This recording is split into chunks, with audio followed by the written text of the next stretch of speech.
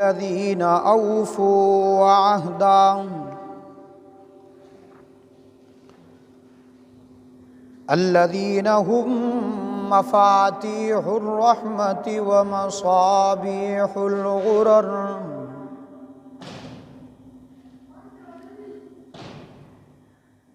المبعوث إلى الأسود لتتميم مكارم الأخلاق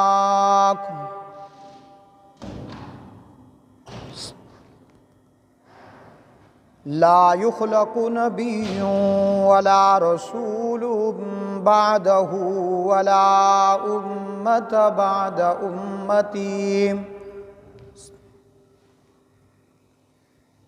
ولا كتاب بعد كتابي ولا شريعة بعد شريعتي صلی اللہ تعالی علیہ وعلى آلہ الذین هم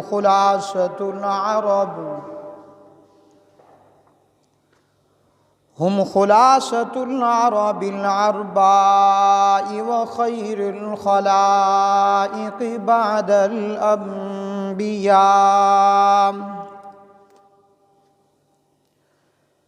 وهم كالنجوم في السماء للاهتداء والاقتداء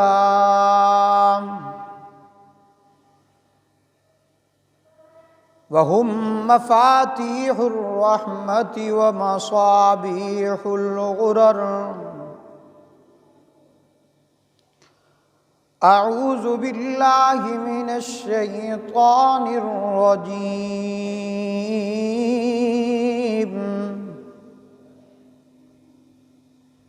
بسم اللہ الرحمن الرحیم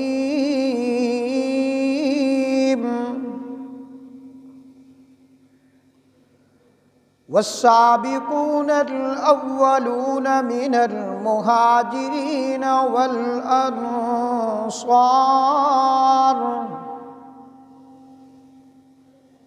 والذين اتبعوهم بإحسان رضي الله عنهم ورضوا عنه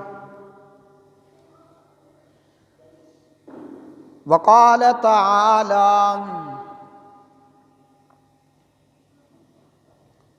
فَإِنْ آمَنُوا بِمِثْلِ مَا آمَنْتُمْ بِهِ فَقَدِ اهْتَدَوْا وَقَالَ فِي مَوْضِعٍ آخَرٍ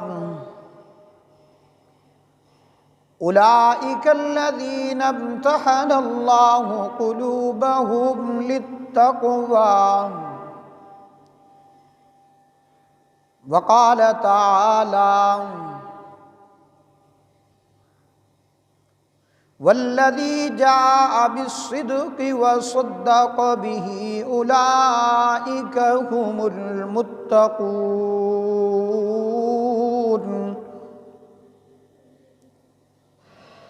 وقال في موضع آخر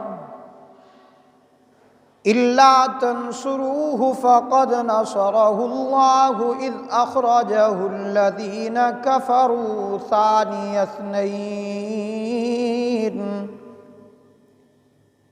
ثاني اثنين إذ هما في الغار إذ يقول لصاحبه لا تحزن إن الله معنا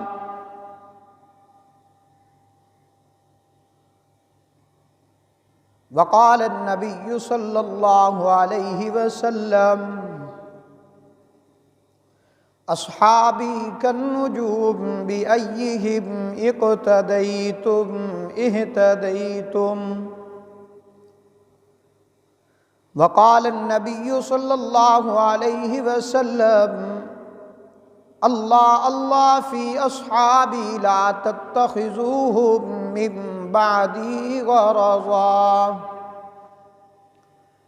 فمن احبهم فبحبی احبهم ومن ابغضهم فببغضی ابغضهم او کما قال النبی صلی اللہ علیہ وسلم رب اشرح لی صدری ویسر لی امری واحلل عقدۃ من لسانی یفقہوا قولی۔ اللہ نے زینت بخشی ہے افلاک کو روشن تاروں سے، اللہ نے زینت بخشی ہے افلاک کو روشن تاروں سے، اسلام نے رونق پائی ہے محبوب خدا کے یاروں سے۔ ہوتے ہیں خفا کیوں سن کر پوچھو تو ذرا اغیاروں سے، تعریف صحابہ ثابت ہے قرآن کے 30 پاروں سے۔ ابوبکر و عمر ہے سمع و بصر، عثمان و علی ہیں قلب و جگر، حضرت کے ہیں منظور نظر، ہو کیوں نہ محبت چاروں سے۔ ہے مرتبے ان کے سب سے بڑے جو بدر و احد میں جا کے لڑے، واللہ تجلی پھیلی ہے دنیا میں انہی مہپاروں سے۔ احساس صداقت رکھتا ہوں، آئینے عدالت رکھتا ہوں، آنکھوں میں حیا دل میں غیرت توفیق شجاعت رکھتا ہوں۔ اسلام سے مجھ کو الفت ہے، ایمان کی حلاوت رکھتا ہوں، ابوبکر و عمر عثمان و علی چاروں سے محبت رکھتا ہوں۔ ہے زمانہ معترف صدیق تیری شان کا، ہے زمانہ معترف صدیق تیری شان کا، صدق کا اخلاص کا ایقان کا ایمان کا۔ درود پاک پڑھ لیجئے سارے حضرات۔ اللہم صلی علی محمد وعلی آل محمد کما صلیت علی ابراہیم وعلی آل ابراہیم انک حمید مجید۔ اللہم بارک علی محمد وعلی آل محمد کما بارکت علی ابراہیم وعلی آل ابراہیم انک حمید مجید۔ میرے واجب الاحترام سامعین محترم، آج یہاں ہم جامع مسجد ابراہیمی جلال آباد میں جمعہ کی نشست میں جمع ہیں، اور آج کا یہ جمعہ ماہ جمادی الثانی کا پہلا جمعۃ المبارک ہے، یکم جمادی الثانی ہے آج، اور اسی طرح ماہ جنوری سن 2021 کا غالباً آج دوسرا جمعۃ المبارک ہے، بلکہ تیسرا جمعۃ المبارک ہے۔ میں نے جو آیات کریمہ تلاوت کی ہیں آپ حضرات کے سامنے، انہی پر ہی گفتگو کروں گا انشاءاللہ۔ جمعے کا وقت مختصر ہوتا ہے، اس میں لمبی چوڑی باتیں تو ہو نہیں سکتی، بہرحال جتنی آیات کریمہ میں نے تلاوت کی ہیں وہ تمام کی تمام آیات مبارکہ صحابہ کرام کی عظمت کا پرچار ہیں۔ صحابہ کرام رضوان اللہ تعالی علیہم اجمعین کی شان ان آیاتوں میں اللہ رب العزت نے بلند فرمائی ہے۔ موٹر بند کر دے۔ آج کے میرے جمعے کا عنوان گویا کہ معیار صحابہ ہے، دوسرے لفظوں میں صحابہ معیار حق ہیں۔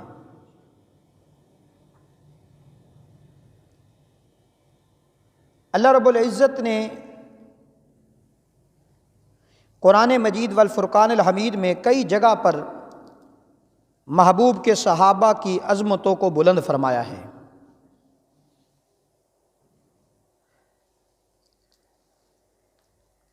یہ بات میں پہلے کئی مرتبہ آپ کے سامنے کیا کرتا ہوں، دو طبقے ایسے ہیں جو اللہ رب العزت کی طرف سے چنے ہوئے ہیں۔ ایک طبقہ پوری کائنات میں سب سے بلند و بالا مرتبہ رکھنے والے انبیاء علیہ الصلاۃ والسلام ہیں، پھر تمام انبیاء سے بڑھ چڑھ کر جن کا مقام بلند و بالا عرفہ ہے وہ میرے محبوب اور آپ کے محبوب جناب محمد الرسول اللہ صلی اللہ علیہ وسلم ہیں۔ آدم سے لے کر عیسیٰ روح اللہ تک کوئی نبی اپنی مرضی سے نبی نہیں بنا اور بن بھی نہیں سکتا۔ اب اگر کوئی نبوت کا دعویٰ کرے تو وہ نبی تو نہیں ہو سکتا، وہ جھوٹا، کذاب، دجال، قادیانی یہ تو ہو سکتے ہیں لیکن وہ نبی کبھی نہیں ہو سکتے، کیونکہ نبوت کا دروازہ رب العزت نے آمنہ کے لال محبوب رب ذوالجلال پر بند کر دیا ہے۔ آخری نبی خاتم الانبیاء آقا دو عالم صلی اللہ علیہ وسلم پر مہر لگا دی ہے کہ میرا محبوب آخری نبی ہے، اس کے بعد کوئی نبی نہیں آئے گا۔ تو گویا کہ انبیاء اپنی مرضی سے نبی نہیں بنا کرتے میرے دوستو۔ ایک آدمی بڑی عبادت کر لے، بڑی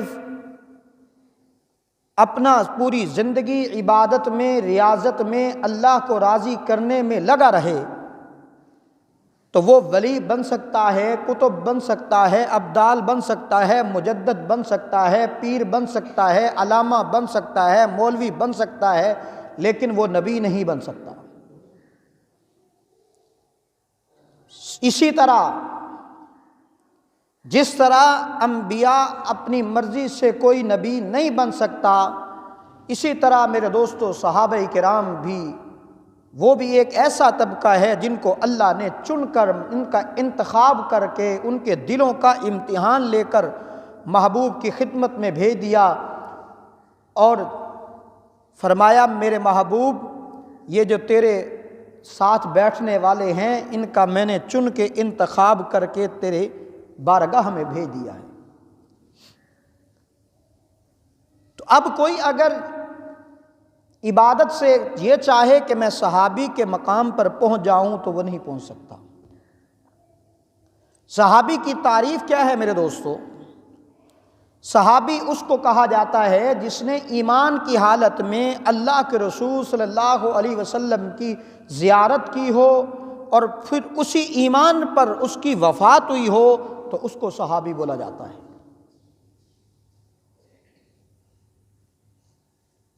جتنی مرضی کوئی عبادت کر لے، جس طرح عبادت کرنے سے کوئی نبی نہیں بن سکتا اسی طرح عبادت کرنے سے کوئی صحابی بھی نہیں بن سکتا۔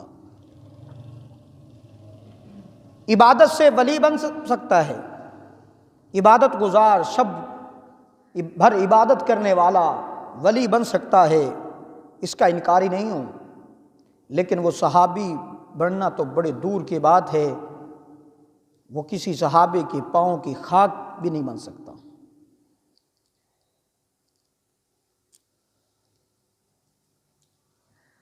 تو صحابہ میرے دوستو ہمارا ایمان ہے۔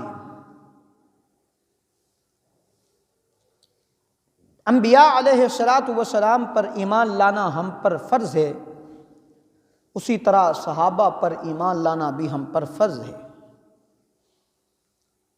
اگر کوئی یہ کہے کہ میں فلاں صحابی کو نہیں مانتا،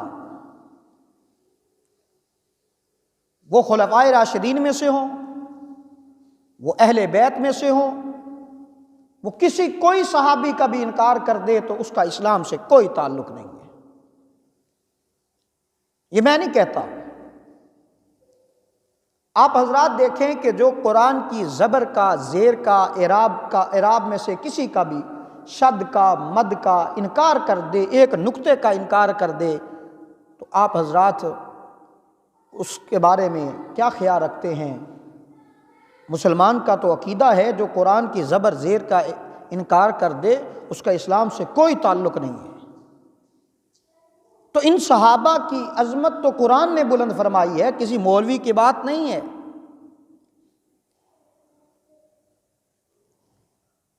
رب العالمین نے فرمایا، صحابہ کی عظمت قرآن سے ذرا پوچھتے ہیں، رب العزت نے فرمایا میرے محبوبم، میں نے جو تمہیں ابو بکر دیا، عمر دیا، عثمان دیا، علی دیا، طلحہ و زبیر دیے، حسنین کریمین دیے، میرے محبوب میں نے ان کے دلوں کا امتحان لے کر چن کر کے پھر میں نے تیری خدمت میں بھیج دیا، تیری بارگاہ میں بھیج دیا۔ اللہ امتحان کیسے لیا؟ کیا امتحان ایسے لیا جو آج ہم امتحان دیا کرتے ہیں؟ ایک کتاب کا مطالعہ کرتے ہوئے، ایک کتاب کے اسباق پڑھتے ہوئے، پھر ہم اس کے لیے ہمارے لیے امتحان گاہ متعین کی جاتی ہے، نگران متعین ہوتے ہیں، سپریڈنٹ متعین ہوتا ہے، پھر ہم اس کتاب میں سے جو کچھ پڑھا ہوتا ہے اس کا ہم امتحان دیا کرتے ہیں۔ کیا صحابہ کا بھی امتحان ایسے لیا تو نے؟ رب العزت فرماتے ہیں میرے محبوب، یہ تو دنیا کے اصول اور ضابطے ہیں کہ جو تعلیم کے امتحان لیا کرتے ہیں۔ میرے محبوب میں نے جب تیرے صحابہ کا امتحان لیا، میں نے ان کے دلوں کا امتحان لے لیا۔ میں نے دلوں سے امتحان لے کر کے ابو بکر کو دیکھا کہ ابو بکر اول نمبر پہ آیا، پھر میں نے عمر کا امتحان لیا، اس پرچے کی صورت میں نہیں، دل سے میں نے اب عمر فاروق کا دل دیکھا، تو عمر فاروق کو تمام صحابہ پر ابو بکر کے بعد میں نے دوسرا نمبر متعین کر دیا۔ پھر میں نے عثمان غنی کے دل کا امتحان لیا تو میں نے اس کو تیسرے نمبر پر بھیج دیا۔ پھر میں نے علی المرتضیٰ کے دل کا امتحان لیا تو اس کو چوتھے نمبر پر بھیج دیا۔ اللہ اس امتحان کا ہمیں کیسے معلوم کہ تو نے کیسے امتحان لیا؟ رب العزت فرماتے ہیں اولئک الذین امتحن اللہ قلوبہم للتقوی۔ میرے محبوب میں نے جب تیرے صحابہ کے دلوں کو دیکھا، پرکھا، جو تقوی کے معیار پر سب سے بلند و بالا نظر آیا اس کو میں نے کامیابی سے اول نمبر دے دیا۔ جس کے دل میں تقوی سب سے زیادہ تھا اس کو میں نے صحابی بنا کر تیرے قدموں میں بھیج دیا۔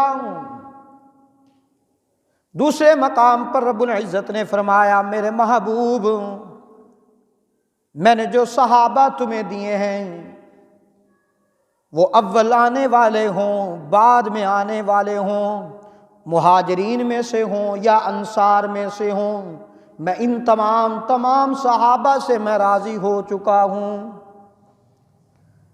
فرمایا والسابقون الاولون من المہاجرین والانصار والسابقون الاولون من المہاجرین والانصار والذین اتبعوہم بإحسان رضی اللہ عنہم ورضوا عنہ۔ میرے محبوب جو سبقت کرنے والے ہیں، جو اول آنے والے ہیں، جنہوں نے پہلے آ کر کلمہ پڑھا، وہ چاہے مہاجرین میں سے ہوں یا انصار مدینہ میں سے ہوں، میرے محبوب رضی اللہ، میں نے ان کو رضی اللہ کے سرٹیفکیٹ سے نواز دیا ہے۔ آپ حضرات مسجد میں آئے ہیں اللہ کی عبادت کرنے کے لیے، میرا سوال ہے آپ عبادت کیوں کرنا چاہتے ہیں؟ تو آپ کا جواب آئے گا اللہ کو راضی کرنے کے لیے۔ ولی سے پوچھا جائے کہ تو نے ولایت کیوں اختیار کی تو وہ کہتا ہے اللہ راضی ہو جائے۔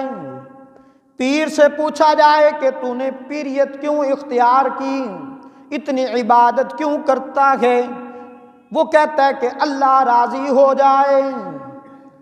قاری قرآن سے پوچھا جائے کہ تو اتنا قرآن کی تلاوت کیوں کرتا ہے تو وہ کہتا ہے کہ اللہ راضی ہو جائے۔ لیکن آپ اور میں جس رب العزت کو راضی کرنے کے لیے اور جنت کی تلاش میں یہاں پر بھی آئے ہوئے ہیں، صبح و شام اللہ کے ذکر و تسبیحات میں زندگی گزارتے ہیں تاکہ ہم سے اللہ راضی ہو جائے۔ پھر جب اللہ راضی ہو جائے تو کیا ملے گا؟ فرمایا تمہیں میں جنت کے اعلیٰ مقام میں بھیج دوں گا۔ لیکن میرے دوستو یاد رکھنا، آپ اور میں تو اللہ کو راضی کرنے کے چکر میں عبادت میں مصروف ہیں، لیکن صحابہ پر میں کیوں نہ قربان جاؤں جن کے لیے رب العزت نے دنیا میں رضی اللہ کے سرٹیفکیٹ عطا فرما دیے۔ فرمایا میرے محبوب اپنے ان صحابہ سے کہہ دو کہ میں راضی ہو چکا ہوں، رضی اللہ عنہم ورضوا عنہ، میں تیرے ان تمام صحابہ سے راضی ہو چکا ہوں۔ وہ تمام صحابہ، چاہے وہ ابو بکر ہوں، چاہے وہ عمر ہوں، وہ عثمان ہوں، وہ علی المرتضیٰ ہوں، وہ حسنین کریمین ہوں، وہ طلحہ و زبیر ہوں، وہ جتنے کے جتنے صحابہ ہیں، کم و بیش 1,44,000 صحابہ کی تعداد بتلائی جاتی ہے۔ فرمایا میں تمام صحابہ سے راضی ہو چکا ہوں۔ میرے دوستو یہ صحابہ وہ تھے جنہوں نے محبوب کے لیے مارے کھائی ہیں، دین اسلام کے لیے مارے کھائی ہیں۔ اگر آپ اسلامی تاریخ کے آئینے میں ذرا دیکھیں تو آپ کو پتہ چلے گا کہ ابو بکر نے کتنی تکلیفیں اٹھائی ہیں، آپ کو پتہ چلے گا کہ بلال نے کتنی تکلیفیں اٹھائی ہیں، آپ کو پتہ چلے گا کہ طلحہ و زبیر نے کتنی تکلیفیں اٹھائی ہیں۔ میرے دوستو اس اسلام کے لیے، اس دین کے لیے سب سے پہلے جس نے شہادت پیش کی ہے، اسلام کے لیے شہادت نوش کی ہے، وہ حضرت سمیہ رضی اللہ تعالی عنہ عورت نے جام شہادت نوش کیا ہے۔ جب میں دیکھتا ہوں اسی دین اسلام کو بچانے کے لیے، اسی دین اسلام کو پھیلانے کے لیے میں دیکھتا ہوں تو خبیب کو تپتے انگاروں پہ لٹایا جاتا ہے، زنیرہ کی چمڑی ادھیڑ دی جاتی ہے، میں دیکھتا ہوں کہ بلال کو تپتی ریت پہ لٹایا جاتا ہے۔ اسی دین کے لیے میرے محبوب نے ماریں کھائی ہیں، اسی دین کے لیے میرے محبوب نے 3 سال تک شعیب ابی طالب کی گھاٹی میں جیل کاٹی ہے، پتے کھا کر گزارا کیا ہے۔ اسی دین کے لیے میرے محبوب کی 2 بیٹیوں کو طلاقیں ہوئی ہیں، اسی دین کے لیے میرے محبوب نے طرح طرح کی میرے دوستوں تکلیفیں اٹھائی ہیں۔ آج وہ دین ہم تک جو پہنچا ہے یہ کوئی اس طرح پھولوں کی ڈش میں نہیں آیا کہ یہ پھولوں کی ڈش ہو اور اس میں دین کو رکھ دیا گیا ہو اور ہم تک پہنچا دیا گیا ہو، ایسا نہیں ہے میرے دوستو۔ اس دین کے لیے صحابہ کرام نے قربانیاں پیش کی ہیں۔ تو قرآن کہتا ہے اللہ فرماتے ہیں کہ میں ان تمام صحابہ سے راضی ہو چکا ہوں۔ تو میں عرض کر رہا تھا کہ جس طرح کسی نبی کا انکار کرنا، کسی نبی کی نبوت کا انکار کرنا گویا کہ وہ ایمان سے دور ہونا، کفر میں جانا ہے، اسی طرح کسی ایک صحابی کا انکار کرنا اس کا بھی اسلام سے کوئی تعلق نہیں ہے۔ صحابہ، میں عرض کر رہا تھا، صحابہ معیار حق ہیں، ایمان کی بنیاد ہیں۔ آپ حضرات بھی اپنی جب بلڈنگ تعمیر کرتے ہیں، جو اوپر تعمیر ہوتی ہے اس کے نیچے ایک بنیاد رکھتے ہیں، بنیاد جس کو کہا جاتا ہے، پھر اس بنیاد میں بھی آپ ایک سنگ بنیاد کے طور پر ایک اینٹ رکھتے ہیں جس کو سب سے پہلے نصب کیا جاتا ہے، اسے سنگ بنیاد کہتے ہیں۔ اگر میں یہ بات کہہ دوں تو غلط نہیں ہے، صحابہ ایمان کی بنیاد ہیں، اور جو سب سے سنگ بنیاد کے طور پر جس کو سب سے پہلے بڑھ چڑھ کر اسلام نے فوقیت دی ہے، اول نمبر دیا ہے، وہ سنگ بنیاد ہے تو ابو بکر ہے، سب کا یہ رضی اللہ تعالی عنہ۔ ابو بکر صدیق رضی اللہ تعالیٰ عنہ کی میں بات کروں، ٹائم ختم ہونے کے قریب ہوتا جا رہا ہے۔ اسی جمادی الثانی کی 22 تاریخ کو خلیفہ اول، خلیفہ بلا فصل، میرے محبوب کا جانثار ساتھی، وفادار ساتھی، یار غار ساتھی، جناب ابو بکر صدیق رضی اللہ تعالیٰ عنہ کی وفات ہوئی ہے۔ تو میں کوشش کروں گا کہ جمادی الثانی کے جتنے جمعے ہیں وہ حضرت ابو بکر صدیق کے فضائل، مناقب، ابو بکر کی خلافت وہ آپ کے سامنے رکھ سکوں، اور ابو بکر صدیق کی وفات آپ کے سامنے رکھ سکوں۔ وفات کے کیا کہنے، میرے محبوب کی عمر بھی 63 سال ہے، ابو بکر کی عمر بھی 63 سال ہے۔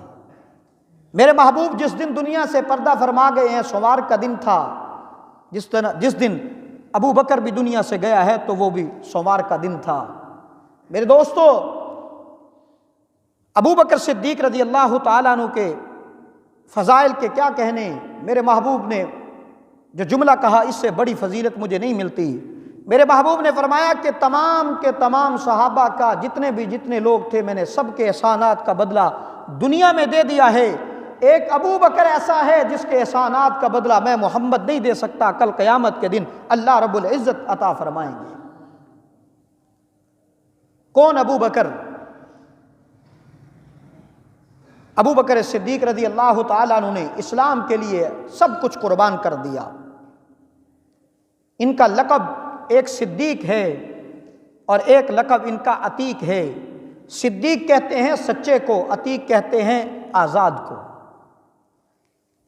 صدیق کو سچا کیوں کہا گیا؟ یاد رکھیے گا، ابو بکر ایک واحد صحابی ہے جس نے محبوب صلی اللہ علیہ وسلم سے آ کر کسی چیز کی دلیل نہیں مانگی کہ محبوبم آپ کیسے نبی ہیں، کوئی دلیل تو پیش کرو۔ وہاں جب دیکھا گیا تو ابو جہل نے کہا کہ محمد صلی اللہ علیہ وسلم اگر تو یہ بتا دے کہ میرے ہاتھ میں کیا ہے تو میں کلمہ پڑھ لوں گا۔ میرے محبوب نے فرمایا ابو جہل تیرا عقل مارا گیا ہے، میں بتاؤں کہ تیرے ہاتھ میں کیا ہے، یہ تیرے ہاتھ والی چیز بتائے کہ میں کون ہوں۔ میرے محبوب کا بھی اشارہ کرنا تھا، ابو جہل کے ہاتھ میں جو کنکر تھے وہ بھی پڑھنے لگ گئے اشہد ان محمد رسول اللہ، انہوں نے بھی گواہی دی کہ محمد اللہ کے رسول ہیں۔ لیکن ابو جہل کے پھر بھی وہ بدبخت ایمان نہ لایا۔ لیکن ابو بکر تیرے اوپر قربان جاؤں۔ ابو بکر صدیق رضی اللہ تعالیٰ عنہ محبوب صلی اللہ علیہ وسلم کی خدمت میں آ کر حاضری دیتے ہیں، پوچھتے ہیں اللہ کے رسول میں نے سنا ہے آپ نے اعلان نبوت فرمایا ہے، میں نے سنا ہے آپ نے نبوت کا دعویٰ کیا ہے۔ میرے محبوب نے فرمایا ہاں صدیق میں نے نبوت کا دعویٰ کر دیا، بس اتنا کہنا تھا۔ تو صدیق اکبر نے کہا اللہ کے رسول مجھے کلمہ پڑھا دیجیے۔ یہ نہیں کہا اللہ کے رسول آپ نبی ہیں تو کیسے نبی ہیں، مجھے کوئی دلیل تو پیش کر دی جائے، میرے سامنے کوئی معجزہ تو ظاہر کر دیا جائے۔ کوئی دلیل نہیں مانگی، کوئی معجزہ نہیں مانگا، بن دیکھے بن معجزے کے ابو بکر صدیق کلمہ طیبہ پڑھ کر مسلمان ہو گئے۔ ابو بکر صدیق رضی اللہ تعالیٰ عنہ، میں اس کر رہا تھا صدیق سچے کو بولتے ہیں۔ علماء نے لکھا ہے کہ میرے محبوب جب معراج کے لیے گئے، اگلا مہینہ رجب المرجب معراج کا مہینہ ہے، زندگی رہی تو انشاءاللہ معراج پر بھی گفتگو ہوگی۔ معراج کیسے ہوا میرے محبوب کو؟ ایک وقت تھا کہ سیدہ آمنہ کے دل میں ایک بات آئی، جب میرا محبوب پیدا ہوئے تو یتیم پیدا ہوئے، تو دیکھنے کے ساتھ ساتھ آمنہ کہتی ہیں، سیدہ آمنہ میرے محبوب کو دیکھ رہی ہیں اور کہتی ہیں آج کاش عبداللہ زندہ ہوتے، کاش آج عبداللہ زندہ ہوتا، محمد صلی اللہ علیہ وسلم کے والد زندہ ہوتے تو آج اس بیٹے کو دیکھتے، اتنا حسین و مہجبین بیٹا، اور اس کو وہ لے کے جاتے باہر سیر کرانے کے لیے۔ غیب سے آواز آئی آمنہ پریشان کیوں ہو رہی ہے، اگر تیرے بیٹے کو ہم نے تو امام الانبیاء بنا دیا ہے، اور یہ کوئی عام بیٹا تھوڑی ہے، اگر تیرے اس بیٹے کو سیر کی ضرورت پڑی تو ہم دنیا کی نہیں عرش معلیٰ کی سیر کروا دیں گے۔ آمنہ پریشان ہونے کی ضرورت نہیں ہے، اگر تیرے اس بیٹے کو کھلونے کی ضرورت پڑی تو چاند کو 2 ٹکڑوں میں چاند کی طرف اشارہ کرنا اس کا کام ہوگا تیرے بیٹے کا، اور چاند کو رقص کروا دینا، کھلونا بنا دینا وہ ہمارا کام ہوگا۔ تو کسی نے سید عطا اللہ شاہ بخاری رحمۃ اللہ علیہ سے بھی پوچھا کہ کلیم اور حبیب میں کیا فرق ہے؟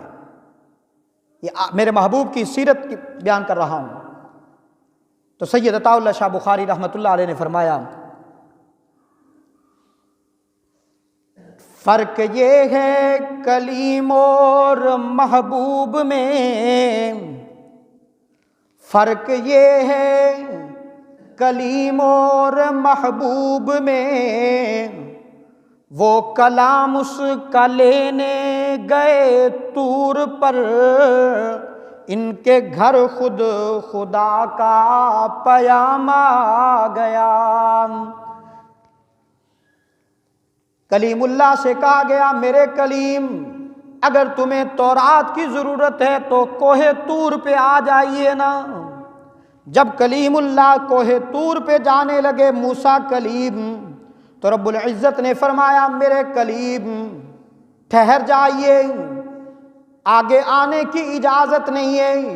اللہ کیا ہوا، بلایا تو خود تھا، پھر روک دی کیوں دیا گیا؟ رب العالمین نے فرمایا کلیم یہاں پر رک جا اور جوتا اتار کے آنا۔ اللہ یہ تو پہاڑ ہے، پتھر ہے، یہاں پر جوتا اتار کے آؤں؟ رب العالمین نے فرمایا میرے کلیم ہاں جوتا اتار کے آنا ہوگا۔ اور ادھر میرے محبوب رات کو سوئے ہوئے ہیں، جبرائیل امین آئے میرے محبوب کو جگانے کے لیے، پوچھا اللہ تیرے محبوب کو کیسے جگاؤں؟ ایسے جگاؤں کہ جا کر محبوب کی تلویوں کو دباؤں، ہاتھوں کو دباؤں یا سر کو دباؤں؟ کیسے جگاؤں؟ جیسے شاگرد اپنے استاد کو جگاتا ہے ایسے جگاؤں، یا بیٹا اپنے باپ کو جگاتا ہے ایسے جگاؤں؟ رب العالمین نے فرمایا میرے جبرائیل جا کر آج میرے محبوب کو تو نے جگانا ہے تو ساری دنیا کے ضابطے قانونوں کو توڑتے ہوئے ایک اور نئے انداز میں جگانا ہے۔ جا کر اپنے وہ پر جن کو نوری پر کہا جاتا ہے، جا کر وہ میرے محبوب کے تلووں کو لگا کے جگانا۔ میں دنیا کو دکھانا چاہتا ہوں کہ ساری دنیا اور نوری بھی کیوں نہیں ہے، وہ میرے محبوب کے تلووں کے نیچے قربان ہیں۔ ادھر جبرائیل امین نے جگایا، میرے محبوب اٹھے، کہاں جانا ہے؟ جبرائیل امین لے کر گئے سدرۃ المنتہا پر، عرش معلیٰ پر۔ آپ ذرا توجہ کریں، ادھر کلیم جب جانے لگے کوہ طور پر، پہاڑ کے دامن میں جانے لگے، تو رب العالمین نے فرمایا میرے کلیم یہ جوتا اتار کے آنا ہوگا۔ اور ادھر میرے محبوب جا رہے ہیں، رب العالمین نے فرمایا میرے محبوبم جوتا اتارنے کی بھی ضرورت نہیں، جوتا پہن کر اوپر آئیے نا، اس لیے کہ میں دنیا کو دکھانا چاہتا ہوں کہ وہ کلیم ہے اور تو میرا حبیب ہے۔ میرے محبوب جب معراج کی رات جانے لگے، وہاں پر پہنچے، میرے محبوب جب واپس آنے لگے تو تھوڑے سے غم میں تھے، پریشانی میں تھے۔ جبرائیل نے پوچھا اللہ کے رسول کیا بات ہے، کیوں پریشان ہوتے ہو؟ میرے محبوب نے فرمایا کہ جبرائیل میں تو واپس جاؤں گا تو کس کو بتاؤں کہ میں رات میں راج پر گیا، میں سدرۃ المنتہا پر گیا، کس کو بتاؤں؟ کوئی میری بات ماننے کے لیے بھی تیار نہیں ہوگا۔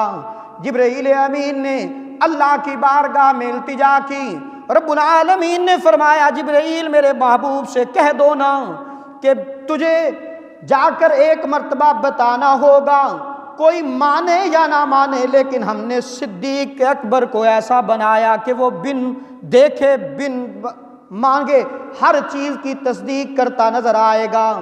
میرے محبوب واپس آئے ہیں، جب معراج سے واپس آئے ابو جہل نے کہا، صدیق اکبر کے پاس چلا گیا، کون؟ ابو جہل۔ ابو جہل جا کر صدیق اکبر سے کہنے لگا صدیق اگر کوئی یہ کہے کہ راتوں رات میں مسجد حرام سے مسجد اقصیٰ پھر سدرۃ المنتہا کا سفر کر کے آیا ہوں تو یہ بات مانی جا سکتی ہے؟ وہ بھی تو صدیق تھا میرے دوستوں۔ صدیق اکبر نے آگے سے فرمایا ابو جہل بات سن لے میری غور سے، اگر کوئی اور یہ کہے کہ میں راتوں رات مسجد حرام سے مسجد اقصیٰ گیا ہوں تو یہ بات ماننا تو بڑے دور کی بات ہے، وہ جھوٹا ہے، کذاب ہے، دجال ہے، لیکن وہ میرا محبوب کہے تو اس میں شک کی گنجائش ہی نہیں ہے نا۔ یہی تو تھا صدیق نے یہاں پر تصدیق کی۔ میرے محبوب کے پاس نہیں آئے صدیق اکبر، اللہ کے رسول آپ کیسے گئے تھے راتوں رات؟ پوچھا نہیں ہے، بن دیکھے تصدیق کر دی۔